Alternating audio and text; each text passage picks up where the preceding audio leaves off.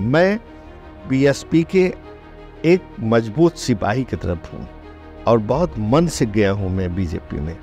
और जो हम माननीय मुख्यमंत्री उत्तर प्रदेश से मिले, माननीय प्रधानमंत्री से मिले, वो किसी दूसरे कामों से मिले। थोड़ी मोड़ी इंटरनल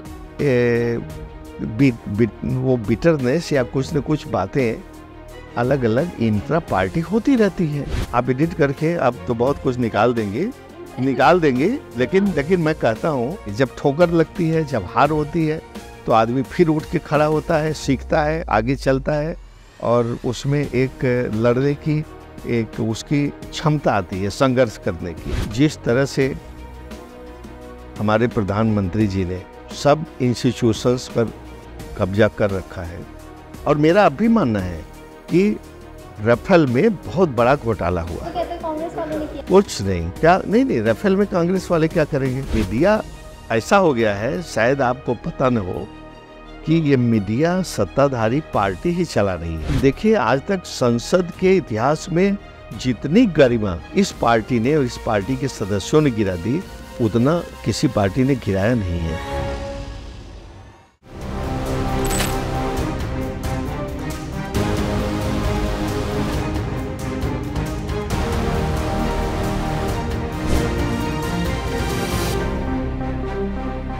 पांच राज्यों में चुनाव खत्म हो गए हैं तो ये मत सोचेगा कि देश में सियासी सरगर्मी कम हुई है। दरअसल अब तो सियासी सरगर्मी तेज होने का वक्त आ गया है, क्योंकि लोकसभा चुनाव आ रहे हैं। लोकसभा चुनाव है तो जाहिर सी बात है कि हर पार्टी की अपनी पूरी तैयारी तो जरूर होगी, लेकिन इसमें बहुजन समाजवादी पार्टी कितनी तैयार है, आज उसी के बारे में बात करने के लिए हमारे साथ स्पेशल गेस्ट मौजूद है। एबीपी लाइव पर बहुजन समाजवादी पार्टी के नेता श्याम सिंह यादव जी का बहुत बहुत स्वागत है। Sir, welcome to the channel. बहुत बहुत शुक्रिया आपने समय निकाला। सर, पहला सवाल मेरा ये है कि भारतीय जनता पार्टी ने 3 राज्यों में प्रचंड जीत हासिल की है, उसके बाद क्या इंडिया गठबंधन का अलायंस हो या बाकी जो भी पार्टी हो थोड़ी सी सतर्क हुई है, बैकफुट पर आई है, या और भी ज्यादा मनोबल बढ़ गया कि अब और ज्यादा बेहतर फाइट करनी है? देखिए, इस तरह से देख रही हैं आप, अच्छा है, दिस इज पॉजिटिव साइन। क्योंकि हम कोई जरूरी नहीं है कि 3 राज्यों में मतलब हार गए हैं, हम तो निराश हो गए हैं। हम लोग निराश नहीं हैं, क्योंकि सब दिन एक समान नहीं रहता। This day will also change, there will come some time and a time will come. तो एक तो मैं कहता हूं कि पिछली बार कांग्रेस जीती थी तो बीजेपी उन स्टेट्स में पार्लियामेंट्री सीट्स में 100% करीब ले आई थी, एक को छोड़ करके। अब इस बार तो वो हारी है, तो इसका मतलब कि हमारी जो अपोजिशन अलायंस है, अगर उस एनालॉजी पर देखिए तो हम लोग ज़्यादा सीट लाएंगे। I don't claim without any basis कि हम 100% लाएंगे, लेकिन हम अच्छा करेंगे। जब ठोकर लगती है, जब हार होती है, तो आदमी फिर उठ के खड़ा होता है, सीखता है, आगे चलता है और उसमें एक लड़ने की एक उसकी क्षमता आती है, संघर्ष करने की। तो मैं समझता हूँ कि अपोजिशन पार्टीज फिर से उठ करके खड़ी होंगी, सब लोग मिल करके कदम से कदम मिलाकर चलेंगे और आने वाले पार्लियामेंट्री चुनाव में हम लोग मेहनत करके अच्छा नतीजा लाएंगे। सर, इंडिया गठबंधन अलायंस की मैं बात करूंगी। आपने कहा कि ऑपोजिशन साथ मिलकर चलेगी, तो कल एक ऐसा बहुत बड़ा इंसिडेंट हुआ, आप इसे कहते हैं पॉलिटिकल मैसेज गया, कि कांग्रेस ने जब 3 राज्यों में चुनाव हार गई कांग्रेस, तो उसके बाद सभी पार्टियों ने थोड़ा किनारा कर लिया और कल इसीलिए मीटिंग कैंसिल हो गई। तो क्या आप इंडिया गठबंधन के साथ हैं? नहीं, ऐसा नहीं है। जहाँ तक मुझे मालूम है कि एक तो सबसे पूछ करके उनका सुविधाजनक ढंग से टाइम नहीं लिया गया और ये किनारा नहीं कर लिया। इसका इसी से साबित हो जाएगा कि आगे जो नेक्स्ट मीटिंग होगी उसमें सब लोग शामिल होंगे। अब थोड़ी मोड़ी इंटरनल वो बिटरनेस या कुछ न कुछ बातें अलग अलग इंट्रा पार्टी होती रहती है। अब जैसे बीजेपी है, उसके एलीज जो हैं आपस में भी बात होती रहती है, उनमें भी खुटपुट होती रहती है, लेकिन सब in due course of time सब छोटी मोटी चीज़ों को भुला करके चलते हैं, आगे बढ़ते हैं। सर, आप कह रहे हैं कि बहुजन समाजवादी पार्टी क्लियरली है इंडिया गठबंधन के साथ।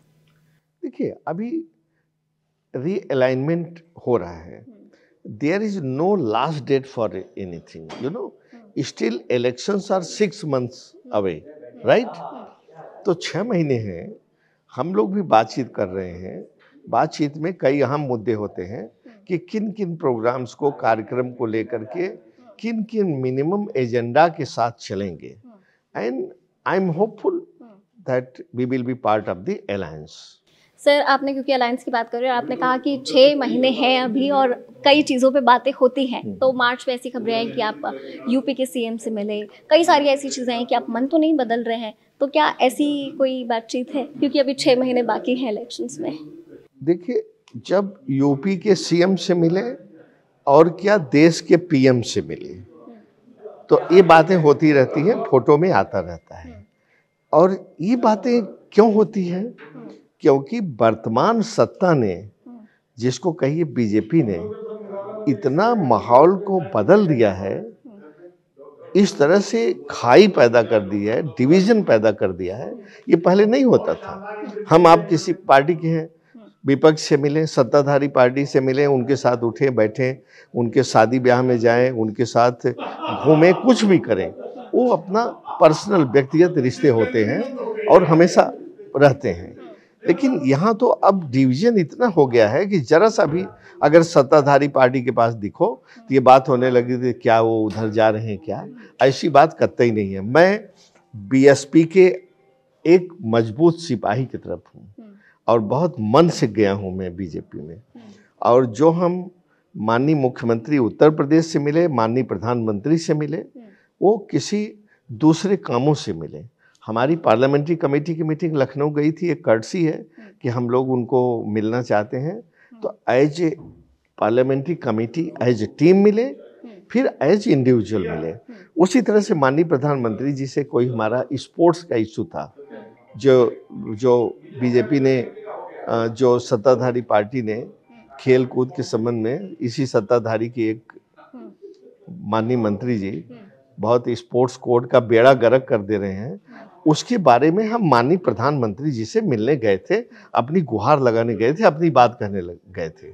लेकिन अब इसी के साथ जब आपने छेड़ दिया है तो ये भी सुन लीजिए कि मुझे बहुत उम्मीद थी कि प्रधानमंत्री सच का सच, दूध का दूध, पानी का पानी करेंगे। लेकिन प्रधानमंत्री जी के सामने कितनी भी सही बात रखो तो उनके सामने पहले उनका आदमी, सत्ताधारी पार्टी का आदमी, उनका कैसे उनकी पार्टी की ताकत घटती है कि बढ़ती है, पहले उसको देखते हैं। ये नियम कानून और क्या सच है, क्या झूठ है, क्या न्यायप्रिय है, क्या अन्यायप्रिय है, ये उसको नहीं देखते। मैं बहुत खेद के साथ कहना चाहता हूं। और कभी यस, और कभी मौका मिल पड़ने पर आपको अलग से लेंगी तो उसको भी मैं बता दूंगा आपको।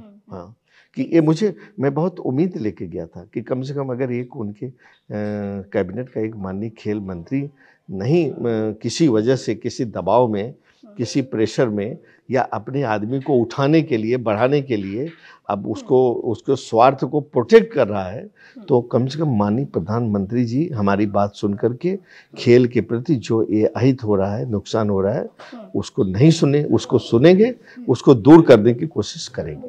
सर, क्योंकि आपने प्रधानमंत्री जी का जिक्र कर ही लिया है, तो मेरा अगला सवाल ये है कि क्योंकि आज हम बात कर रहे हैं प्रधानमंत्री मोदी की गारंटियों के बारे में, तो गारंटी का सीधा सीधा मतलब यही है कि विश्वास जो है, एक नारा बीजेपी ने दिया था, मोदी की गारंटी है, और वो इसी तरह से वायरल हो गया कि हाँ, मोदी है तो मुमकिन है। तो जब लोगों का ये विश्वास कहीं ना कहीं 3 राज्यों में दिखा भी, तो इसके साथ फिर आप कैसे कॉम्पीट करेंगे? क्योंकि शायद लोग उस बात पर भरोसा करते हैं जो मोदी जी कहते हैं। मोदी है तो मुमकिन है, इसको मैं जानता हूँ। कैसे मुमकिन है? मोदी है तो भ्रष्टाचार भी बढ़ेगा, मोदी है तो बेरोजगारी भी बढ़ेगी, मोदी है तो 2 वर्गों के बीच में, 2 समाज के बीच में, 2 धर्म मजहबों के बीच में खाई भी बढ़ेगी, मोदी है तो 2 मजहबों के बीच में, लोगों के बीच में घृणा भी बढ़ेगी, शत्रुता भी बढ़ेगी, मोदी है तो ये सब भी बढ़ेगा। और मुझे ये कहने में संकोच नहीं है कि मोदी की गारंटी कोई गारंटी नहीं है। मैं आपको बताऊं, ये तो वक्त की बात है, ये चेंज होता रहता है। मैंने आपसे पहले ही कहा, जिस तरह से हमारे प्रधानमंत्री जी ने सब इंस्टीट्यूशंस पर कब्जा कर रखा है, आप एडिट करके आप तो बहुत कुछ निकाल देंगे, निकाल देंगे, लेकिन मैं कहता हूँ एग्जीक्यूटिव से के तो वो खुद ही हैं। जिस तरह से जुडिशरी पर भी कब्जा कर रखा है, इवन लेजिस्लेटिव में क्या कब्जा कर रखा है कि संख्या बल के आधार पर, मेजॉरिटी के आधार पर आप बिल पर बहस नहीं कराते, उसे ध्वनिमति से पास कर देते हैं। नहीं, पहले नहीं होता था। पहले ये सब चीजें जो भी होती थी बड़ी रेयर होती थी। आई एग्री विथ यू, मैं आपकी बात मानता हूँ कि आज जो हो रहा है वो बहुत ज्यादा पैमाने पर हो रहा है। पहले भी ईडी का छापा पड़ता था, ठीक है, पहले भी इनकम टैक्स से छापा पड़ता था, तो पहले इक्का दुक्का पड़ता था। और जो पार्टी थी शर्म लिहाज करती थी, अगर किसी से दुश्मनी है, कुछ करना भी चाहती है, मैं बहुत साफ साफ कह रहा हूँ, तो कुछ रुक करके करती है, महीना 2 महीना 3 महीना करती थी। अभी क्या करती है कि अभी तो मान लीजिए कि वो किसी स्टेट में चुनाव हुआ और एक पार्टी, एक अपोजिशन पार्टीज के एमएलए को गोल बंद करके कि इस पर कोई पोचिंग न कर सके, वो अपने रिजॉर्ट में रखना चाह रहा है, उनको प्रोटेक्ट करना चाह रहा है, तो उधर तो वो बस में एमएलएस को लेके पहुंचता है उनके प्रोटेक्शन के लिए, और उधर ईडी साथ ही पहुंचती है उससे पहले, वो जरा सा भी देर नहीं करते। तो माननीय प्रधानमंत्री जी, आपने ये भी सुना होगा कि कहते हैं कि अगर इससे ईडी जा रही तो क्या फर्क पड़ता है, अपना वो दिखा दे, जांच करवा ले, दूध का दूध पानी का पानी हो जाएगा, कहते हैं ना। तो हम तो ये कहते हैं कि माननीय प्रधानमंत्री जी अपने यहाँ एक चीज का क्यों नहीं जांच करा लेते, दूध का दूध पानी का पानी हो जाएगा। और ईडी से, सरकारी एजेंसी से न जांच करावे तो ज्वाइंट पार्लियामेंट्री कमेटी डिमांड कर रही है कितनी चीजों पर। आपने देखा राफेल पर डिमांड किया, और मेरा अब भी मानना है कि राफेल में बहुत बड़ा घोटाला हुआ। तो कहते हैं कांग्रेस वालों ने किया, कुछ नहीं, क्या नहीं, राफेल में कांग्रेस वाले क्या करेंगे, वो कहते हैं नहीं, ठीक किया आके सब कुछ। नहीं, ऐसा कुछ नहीं किया। आपको स्टेज बाय स्टेज राफेल में इतना बड़ा घोटाला है, वो कभी सामने जरूर आएगा, उसको ज्यादा दिन तक ढका नहीं जा सकता कारपेट के नीचे। क्या है, अब जाते जाते वो सुप्रीम कोर्ट पहुंचे, अपोजिशन पार्टी राफेल के घोटाले के बारे में, अपोजिशन पार्टी या कोई और एनजीओ गई थी, तो वहां पर गवर्नमेंट ने एफिडेविट दिया कि ये सीएजी ने वेट कर लिया है, मतलब सीएजी को दिखा लिया गया है। इतनी बड़ी चीज सुप्रीम कोर्ट के सामने छिपा करके गवर्नमेंट ने एफिडेविट दिया, इससे आप उसकी मंशा समझ सकते हैं।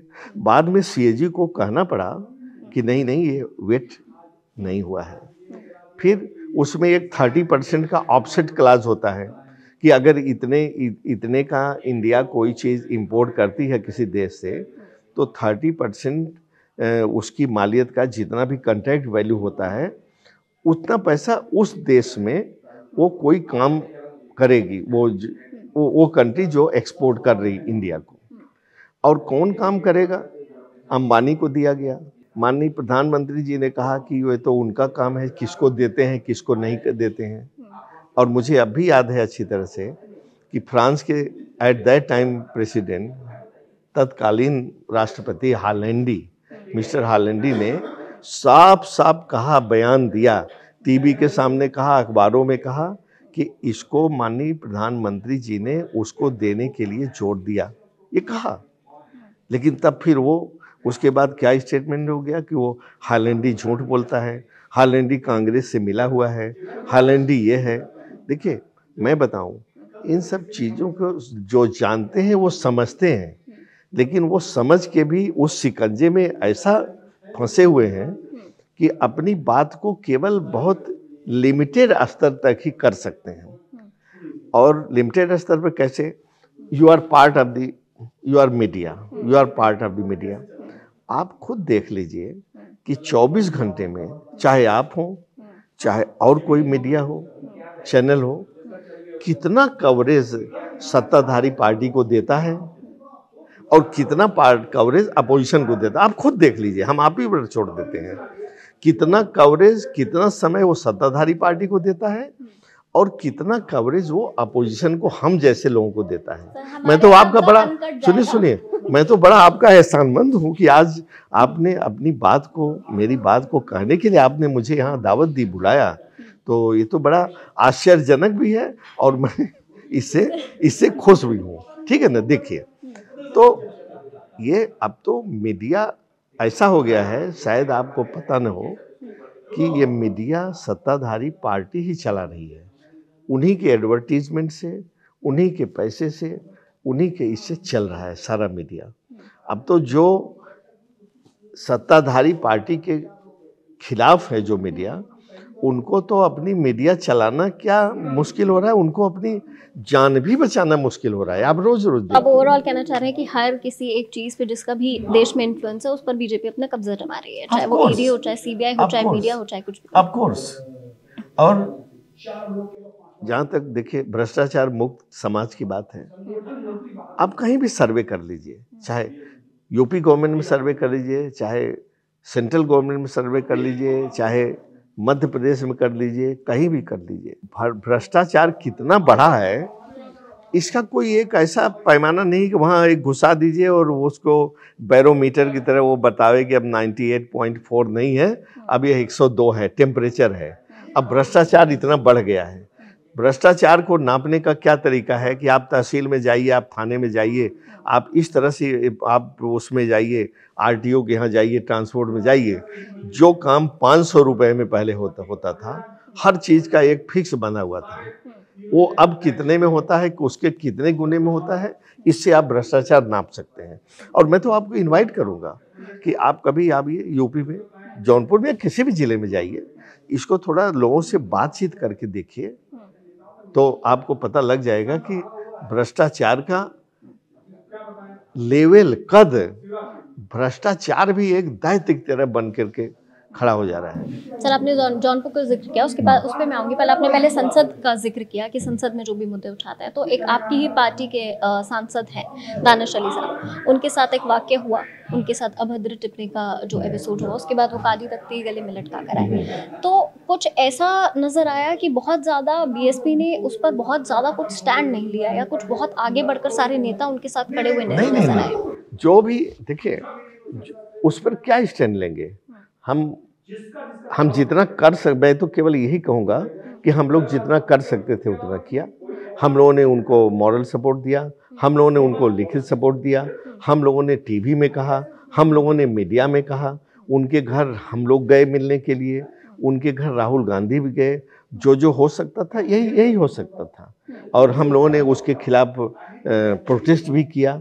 इससे ज़्यादा, और देखिए ये जो एक गवर्नमेंट होती है ना, शरीफ गवर्नमेंट होती है, मैं तो कहूँगा बहुत स्पष्ट ढंग से, तो वो इन सब सेंसिटिविटी का ख्याल करती है। आप देखिए आज तक संसद के इतिहास में जितनी गरिमा इस पार्टी ने और इस पार्टी के सदस्यों ने गिरा दी, उतना किसी पार्टी ने गिराया नहीं है। तो क्या ऑपोजिशन बात नहीं करने देती है संसद में? नहीं। आपने सुना होगा कि संसद में वो जिस सदस्य ने दानिश अली को क्या क्या कहा, हाँ?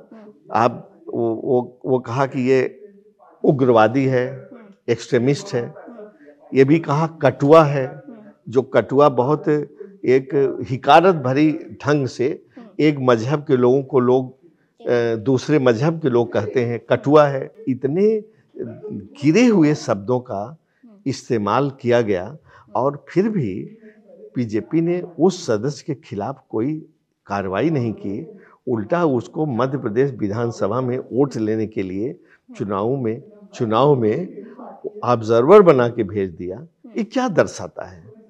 ये राजनीति में सुचिता दर्शाता है कि राजनीति की गिरावट दिखाता है। सर, आप यूपी पे आते हैं, आप तो जुड़े हुए रहे हैं, सांसद हैं वहाँ से, कई बार ऐसा होता है कि बहुत सारी चीज़ें हैं जो लोकसभा इलेक्शंस को इम्पैक्ट करती हैं, पर लेकिन जो बड़े राज्य होते हैं उनमें जिस तरह की लहर और हवा होती है वो भी बहुत इन्फ्लुएंस करते हैं लोकसभा चुनावों को। तो इस जगह पर आप कैसे देखते हैं कि उत्तर प्रदेश का आने वाले चुनाव में क्या इन्फ्लुएंस रहेगा? देखिए, मैं बताऊं क्या प्रभाव पड़ेगा, ये तो मैं बताने की स्थिति में आपको नहीं हूं सही से, लेकिन मैं इतना जरूर जानता हूं कि उत्तर प्रदेश के चुनाव में क्या पूरे देश के चुनाव में आने वाले दिनों में बीजेपी पानी की तरह पैसा बहाएगी, क्योंकि उन्होंने बहुत पैसे बटोर रखे हैं। आप रोज देख रहे हैं कि इतना पोस्टर पर, इतना हर चीज पर खर्च कर रहे हैं, और हर ऑर्गेनाइजेशन को, हर अफसर को जो कहाँ भी है इतना दबा रखा है। मैं जानता हूं कि उसके सही चीज लिखने की हिम्मत भी नहीं है, ताकत भी नहीं है, मैं आपको बताऊं। और आपने ये भी सुना होगा कि 80 करोड़ जनता को 5 किलो अनाज दे रहे हैं। आपने ये भी सुना होगा कि 2014 के बाद माननीय प्रधानमंत्री जी ने कहा था कि किसानों की इनकम दुगना हो जाएगी। अरे दुगना तो छोड़ दीजिए, जितनी है उतनी भी मतलब नहीं, अपनी इनकम किसान जितनी 14 में थी उतनी भी नहीं कर पा रहे हैं।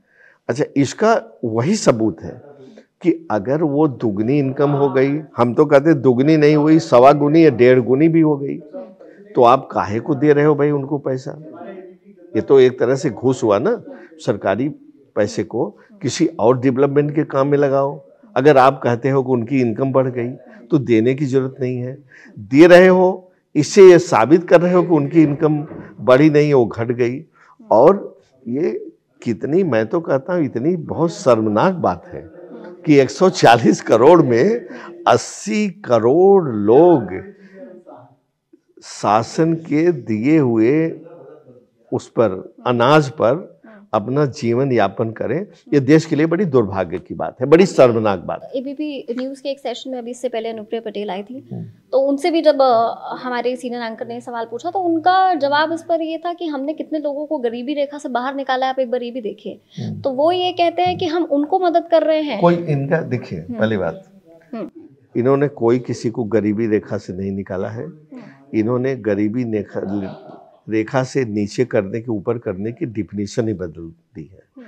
और इन्होंने जो इनका स्टैटिस्टिकल डिपार्टमेंट है, ये जब आए माननीय प्रधानमंत्री जी, तो उनका जिस ढंग से सरकार निकलवाना चाहती थी उस ढंग से वो निकालने को तैयार नहीं थे।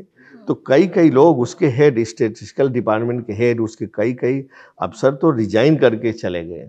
लेकिन बाद में आने वाले सभी लोगों ने घुटने टेक दिए हैं। जैसे सरकार कहती है, जो डाटा कहती है ऐसे प्रोड्यूस करो, वो करते हैं, वही डाटा निकालते हैं जो सरकार चाहती है। मैं आपको ये बहुत बड़ी चीज़ कह रहा हूँ, मैं आपको बता रहा हूँ, और आप देखिएगा, एनालाइज करिएगा।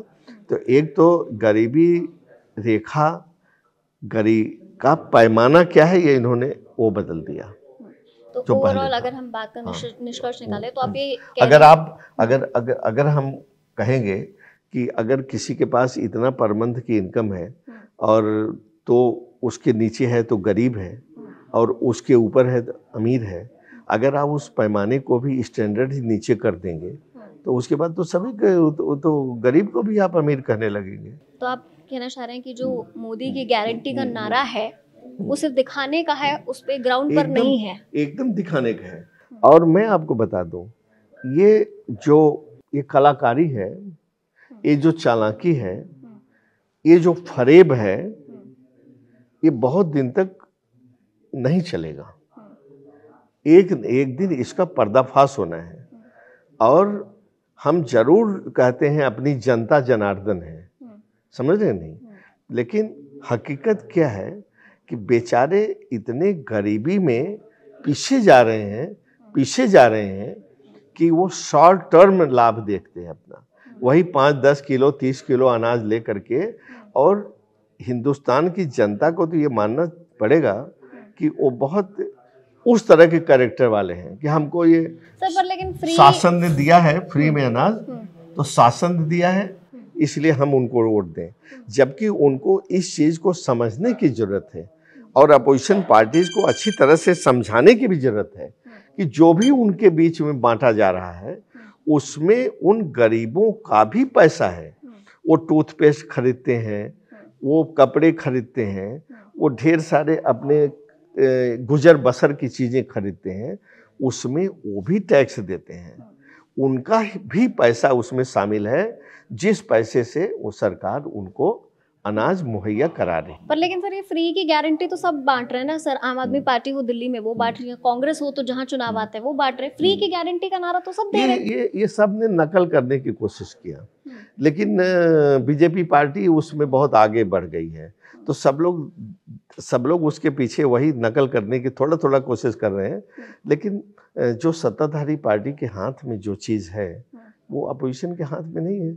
अगर हम चाहें, माननीय मोदी जी जो बांटना चाहें वो कुछ भी बांट सकते हैं, करोड़ों में दे सकते हैं, और हम जैसे मुफलिस पार्टी के गरीब आदमी, गरीब एमपी, हम बांटना चाहें तो हम क्या दे सकते हैं। एक बार तो जरूर मैं अपने को भी ये होता है कि ठीक है भाई, हमारे पास होता तो हम भी कुछ बांट करके उनको अपने पक्ष में करते। मतलब आप इस फेवर में नहीं, ये जो सेल है फ्री की सेल वाला है, इसके आप फेवर में नहीं। यस। दूसरी चीज आप देखिए कि कोई प्रधानमंत्री असेंबली इलेक्शन में इतना दौड़ भाग नहीं करता था।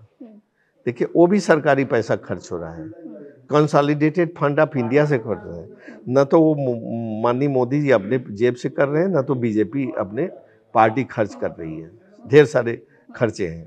तो ये इक्वल इलेक्शन भी नहीं हुआ। एक इलेक्शन में तो वो उस प्रदेश का मुख्यमंत्री उनके सामने है और उसी के सामने जा करके प्रधानमंत्री, देश के प्रधानमंत्री खड़े हो जाते हैं, तो इक्वल लेवल फील्ड तो नहीं हुई ना। लेकिन ये तो सर इलेक्शन कमीशन के बनाए हुए नियम है। आप सोचिए नियम क्या है। कभी कोई प्रधानमंत्री असेंबली इलेक्शन में जाता था? कभी नहीं जाता था। और कभी मेरा आपके इस चैनल के माध्यम से ये भी कहना है कि अगर प्रधानमंत्री जी इतना दौड़ा करते हैं, करें, इसका 10 गुना करें, लेकिन उस खर्चे को पार्टी को खर्च करना चाहिए। जो प्रधानमंत्री के दौरे पर खर्चा होता है उसको पार्टी को खर्च करना चाहिए। चलिए सर, बहुत बहुत धन्यवाद आपका। हर एक टॉपिक को आपने टच किया, चाहे वो ईडी से रिलेटेड हो, चाहे वो इलेक्शन से रिलेटेड हो, हर एक चीज को बहुत टॉपिक टच नहीं किया। चलिए सर, बहुत बहुत शुक्रिया आपका समय देने के लिए। एबीपी लाइव पर हमारे साथ थे यहाँ पर श्याम सिंह यादव जी, जौनपुर से बीएसपी के सांसद हैं। आपको ये चैट कैसे लगी कमेंट सेक्शन में जरूर बताइएगा। देखते रहिए एबीपी लाइव।